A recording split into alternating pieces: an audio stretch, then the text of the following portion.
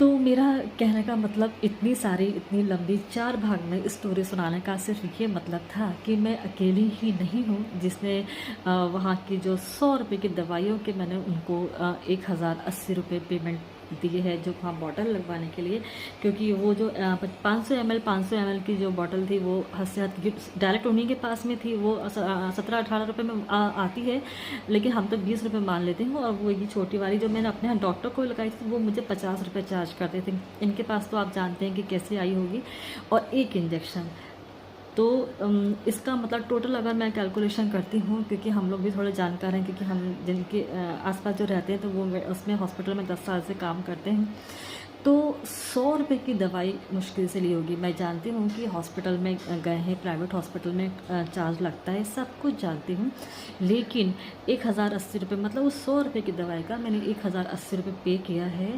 और अगर मुझे आराम मिल जाता तो मैं खुशी खुशी घर लौटती, लेकिन मुझे 1% भी आराम नहीं है। आज भी मैंने कल भी वीडियो नहीं डाला था और आज मुझे वीडियो बनाने का मन था और ये बात आप लोगों से शेयर करने का भी मन था। और मुझे इतनी तकलीफ़ें मैं ही जानती हूँ, मुझे 1% भी आराम नहीं मिला।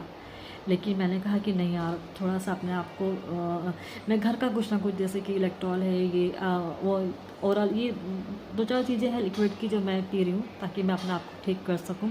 क्योंकि मैं एकदम से नए शहर में आई हूँ, मुझे यहाँ के डॉक्टर्स पे भरोसा नहीं हो रहा। क्योंकि 15 दिन पहले भी जब मैं बीमार हुई थी तो मैं दूसरे डॉक्टर के पास गई थी, वहाँ पर भी उन्होंने, जो मैंने आपको बताया कि ब्लड टेस्ट और जो यूरिन टेस्ट है, वहाँ पर भी उन्होंने पूरी बात सुने बिना तुरंत ही 1000 रुपये के टेस्ट लिख दिए और वो मैंने कराए ईमानदारी से। और मेरी रिपोर्ट नॉर्मल आई और उन्होंने मुझे 3 दिन की दवाई लिख के दे दी और मुझे बिल्कुल भी आराम नहीं लगा। मैं वापस आगरा गई और वहाँ मैंने सिर्फ केमिस्ट से दवाई ली और मैं ठीक हो गई।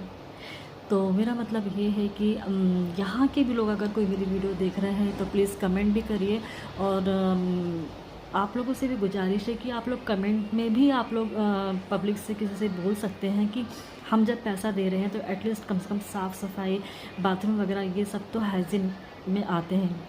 अगर जिनके पास पैसा, तो स्वाभाविक है भाई, इलाज करवाना है तो वो तो वहाँ सब कुछ बर्दाश्त भी करेंगे, पैसे भी देंगे, सब कुछ ठीक है। लेकिन जो अंधभक्त बने बैठे हैं, जो राजनीति में हैं और जो बड़ी बड़ी बातें करते हैं, या चलिए जो अभी सरकार है मोदी के खिलाफ मत बोलिए या ये वो, हमें सरकार, किसी भी सरकार से कोई लेना देना नहीं है। हम आम जनता है, हमें सुविधा चाहिए। सरकार कोई भी आए, हमें इससे कोई फ़र्क नहीं पड़ता, क्योंकि हमारा घर तो भरने से रहा, घर तो उन्हीं के भरेंगे, हम तो सिर्फ कटने के लिए बैठे हैं। ये आप भी जानते हैं और हम भी जानते हैं। 30-30, 35-35% टैक्स चला जाता है